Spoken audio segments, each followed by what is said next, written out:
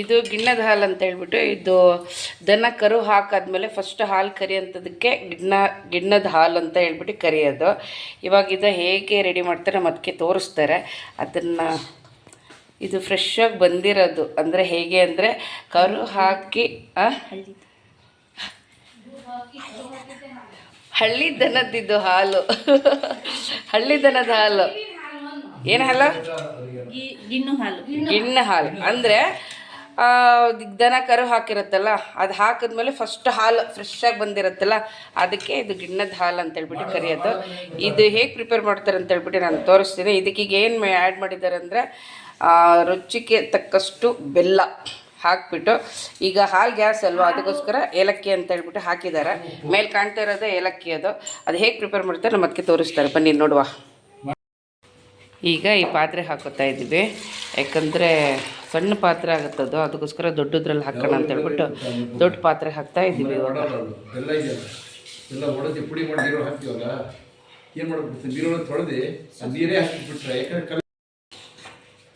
ಯಾವಾಗಲೂ ನಾವು ಈ ಥರ ಪಾತ್ರೆಯಲ್ಲಿ ನಾವು ಮಾಡ್ತಾಯಿದ್ವಿ ಗಿಣ್ಣ. ಇವತ್ತು ತಟ್ಟೆಲಿ ಟ್ರೈ ಮಾಡೋಣ ಅಂತ ಹೇಳ್ಬಿಟ್ಟು ಮಾಡ್ತಾಯಿದ್ದೀವಿ. ಹಲ್ವದ ಥರ ಬರುತ್ತೆ, ನೋಡುವ ಅಂತ ಹೇಳ್ಬಿಟ್ಟು ಒಂದ್ಸತಿ ಟ್ರೈ.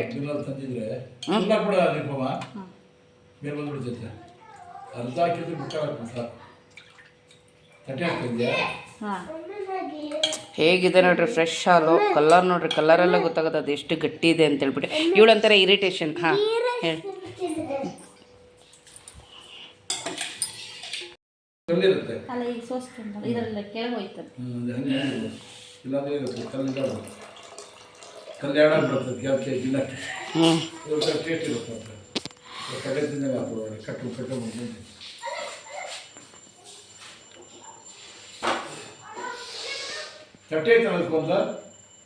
ಇಡ್ಲಿ ಪಾತ್ರೆಗೆ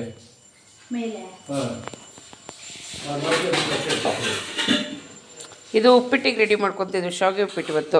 ಇವತ್ತು ಲಕ್ಷ್ಮೀ ಪೂಜೆ ನಮ್ಮನೇಲಿ. ಇವತ್ತೊಂದು ಸ್ಪೆಷಲಾಗಿ ಮಾಡೋಣ ಅಂತ ಹೇಳ್ಬಿಟ್ಟು ಗಿಣ್ಣ ಹಲ್ವಾ ಮಾಡ್ತಿದ್ವಿ. ಭಾರಿ ಟೇಸ್ಟ್ ಆಗಿರೋದು. ಒಂದ್ಸತಿ ಮಾಡ್ಕೊಳ್ಳಿ, ತಿನ್ಕೊಳ್ಳಿ, ಸಖತ್ತಾಗಿರೋದು. ಭಾರಿ ಇಷ್ಟ. ಹಾಗೇ ಹೀಟ್ ಕೂಡ ಸಖತ್ ಹೀಟ್ ಇದು.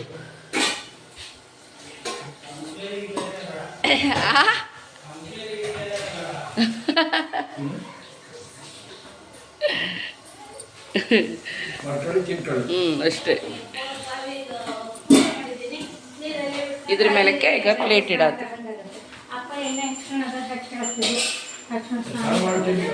ಇವತ್ತು ಎಣ್ಣೆ ಸ್ನಾನ. ಎಣ್ಣೆ ಎಲ್ಲ ರೆಡಿ ಮಾಡಿ ಇಟ್ಟಿದ್ದಾರೆ. ಇವಾಗ ಎಣ್ಣೆ ಸ್ನಾನ ಮಾಡಬೇಕು ಎಲ್ಲರೂ.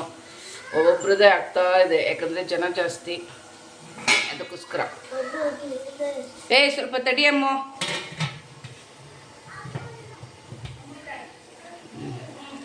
ಇನ್ನು ಎಷ್ಟೊತ್ತು ಅದಕ್ಕೆ ಇದು 20 ಮಿನಿಟ್ಸ್ ಅಷ್ಟೇ. ಅವು ಚೆನ್ನಾಗಿ ಬೇಕೊಳತ್ತೆ. ಆಮೇಲೆ ತೋರಿಸ್ತೀನಿ ಬೆಂದಾದ್ಮೇಲೆ. ಮತ್ತೆ ಸಿಗುವ.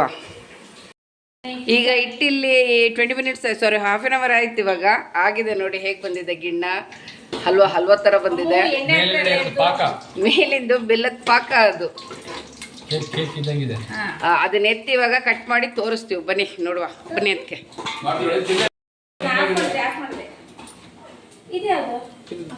ಬಂದಿದೆ ಅಲ್ಲ, ಸ್ವಲ್ಪ ದಪ್ಪ ಮಾಡೋಕ್ಕಾಗಲಿ. ಇದು ದಪ್ಪನೇ, ಅದಕ್ಕೇನು ಮಿಕ್ಸ್ ಮಾಡಿಲ್ಲ.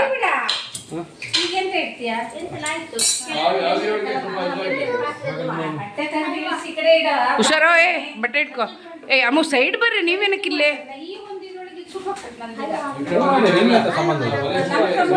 ಒಂದು ನಿಮಿಷ.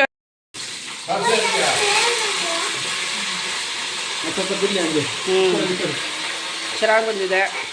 ಆ ಕಡೆ ಶಾವಿಗೆ ಉಪ್ಪಿಟ್ಟು ನಡೀತಾ ಇದೆ. ಇಲ್ಲಿ ಹುಷಾರು.